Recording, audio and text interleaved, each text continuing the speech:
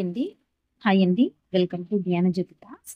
కార్తీక మాసంలోనే మనం వనభోజనాలను ఎందుకు చేసుకోవాలి?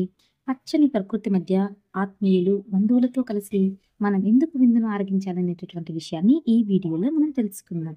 కార్తీక మాసం అంటేనే మనకి గుర్తొచ్చేవి దీపాలు, దానాలు, పుణ్యస్నానాలు, వనభోజనాలు. మనము మన చుట్టూ ఉండేటటువంటి పచ్చని ప్రకృతిలోనికి వెళ్ళిపోయి, గార్డెన్స్‌లోకి వెళ్ళిపోయేసి, అక్కడ మనము మన బంధువులతో, మిత్రులతో, ఇంట్లో ఉన్నటువంటి వృద్ధులతో, పసిపిల్లలతో రకరకాలైనటువంటి వంటకాలు పెరుగన్నం, పులుసన్నం ఇలాంటివి చేసుకొని మనము అందరం కలిసి వెళ్ళి ఉసిరి చెట్టుకి పూజలు చేసి, ఆ ఉసిరి చెట్టు కిందనే మనము భోజనాలు చేయడం అనేది జరుగుతుంది. ఎందుకు మనము ఈ కార్తీక మాసాన్ని మనము ఈ భోజనాల కోసం ఎంచుకున్నాం అనేటటువంటి విషయాన్ని ఈ వీడియోలో తెలుసుకుందాం. Please do subscribe and like and share. మనము వెళ్ళేటప్పుడు మనతో పాటుగా వృద్ధుల్ని తీసుకొని వెళ్ళడము ఖచ్చితంగా మర్చిపోవద్దండి. మన ఇంటికి మూలమే వాళ్ళనమాట.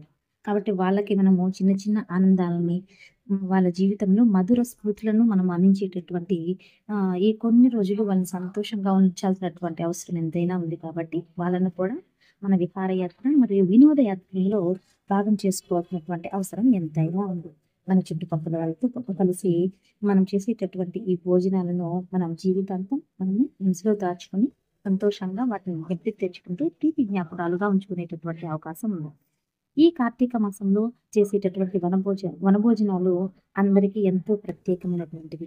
వనభోజనాల సమయంలో హరిహరులిద్దరిని మనం స్మరణ చేసుకుంటూ, వారి భజనలు చేసుకుంటూ, హరిహరుల యొక్క కీర్తనలను గురించి, వారి కథలను గురించి తెలుసుకోవడంలో ముఖ్యమైనటువంటి ఉద్దేశము వనభోజనాలు చేయడము. వనభోజనాలకు వెళ్ళి మనము ఆడుకోవడంతో పాటుగా, పిల్లలతో కలిసి ఆడుకోవడంతో పాటుగా మనము దైవ ప్రార్థనకి, ముఖ్యంగా హరిహరులిద్దరిని ప్రార్థించడానికి ఎక్కువ సమయాన్ని మనము కేటాయించాలండి. అలాగే మనతో పాటు మొక్కని తీసుకొని వెళ్ళాలండి. తులసి మొక్క, మారేడు, మందారము వంటి మొక్కల్ని తీసుకెళ్ళి నాటాలి. మనం ఎందుకు తులసి మొక్కను ఎందుకు నాటాలంటే, బృందాదేవి యొక్క ప్రతిరూపంగా మనము 4 మొక్కలు ఏర్పడ్డాయి తెలుసుకున్నాం కదండి. తులసి, ఉసిరి, అదేవిధంగా మారేడు, మందార. ఉసిరి చెట్టులో ఉండేటటువంటి ఔషధ గుణాలు, విటమిన్ సి మనకి ఎంతగానో ఉపయోగపడతాయి. కాబట్టి ఉసిరి చెట్టుని నాటాలి. అదేవిధంగా మారేడుని మనము శివునికి ప్రతిరూపంగా భావిస్తాం. మారేడు చెట్టు లేనటువంటి శివుని గుడే ఉండదనమాట.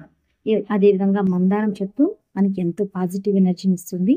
మన ఇంటి ముందు రకరకాలైనటువంటి రంగులను పూయించడమే కాకుండా మన కుటుంబంలో ఆహ్లాదకరమైనటువంటి వాతావరణాన్ని ఏర్పరుస్తుంది. మన తోటలో మందారం ఉందంటే ఆ మొక్కల వల్ల వచ్చేటటువంటి ఆ కళే వేరండి. రకరకాలైనటువంటి మందారం చెట్లు ఉంటాయి. ఎందుకు మనము ఉసిరి చెట్టు కిందే మనం ఈ విధమైనటువంటి వనభోజనాలను ఏర్పాటు చేసుకోవాలి అనేటటువంటి విషయానికి వస్తే, బ్రహ్మనాయుడు కాలంలో వనభోజనాల సంస్కృతి ఆరంభమైందని చరిత్ర మనకి చెప్తుందన్నమాట. ఉసిరి మొక్కను నాటడం వలన ఆ ఉసిరి చెట్ల నుంచి వచ్చినటువంటి ఉసిరి కట్టెలను మనము బావిలో వేయడం వలన ఆ బావి నీరు తీయగా మారుతుంది. సాధారణంగా పల్లెల్లో ఉండేటటువంటి బావిల్లో ఉండేటటువంటి నీరు ఉప్పగా ఉంటుంది కదండి.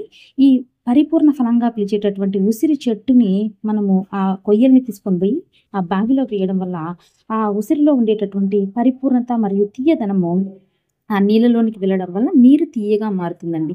కాబట్టి ఉసిరి చెట్టు కింద మనము పరిపూర్ణ ఫలంగా పిలిచేటటువంటి ఉసిరి చెట్టు కింద కూర్చుని మనం భోజనం చేస్తే సకల దోషాలు అనేవి తొలగిపోతాయి. అదేవిధంగా కార్తీక మాసంలో మనము చేసేటటువంటి వనభోజనాలకి మనకి సార్థకత అనేది దొరుకుతుంది. కాబట్టి మనము కార్తీక మాసంలో చేసేటటువంటి స్నానమైతే కానీ, ఏదైతే నదీ స్నానము మరియు సముద్ర స్నానాలకి ప్రాధాన్యత ఉంది. అలాగే మనం వెలిగించేటటువంటి దీపాలకు కూడా ప్రాధాన్యత ఉంది.